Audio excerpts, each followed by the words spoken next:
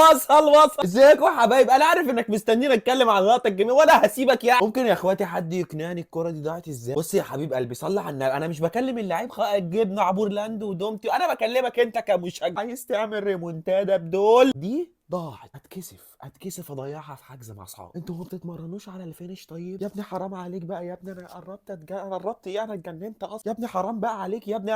انا بقى صورتي بقت فيديوهاتي بتتحط عليها ابيض واسود بعد الماتشات، بقيت عامل حالات واتس حزينه دلوقتي بسبب اللعيبه والدبدوب. انا مش همشي من هنا، انا مش انا قاعد هنا، قاعد لكم هنا اعرف دي ضاعت ازاي. ترد بقى انت عليا كمشجع، ترد تجيب لي بقى بيلي يقطع الحديث ويرد عليا يقول لي ضاعت ازاي؟ ماليش دعوه، تقول لي دلوقتي ضاعت ازاي. بعدين انا واحنا جماهير ريال مدريد كنا مستغربين من ازاي كان لعيبه ريال مدريد في بدايات ضربات الجزاء وتبادل ضربات الجزاء، مين بيشوط ومين بيقرر مين هيشوط ضربات الجزاء. مستغرب يا حبيب قلب اخوكم.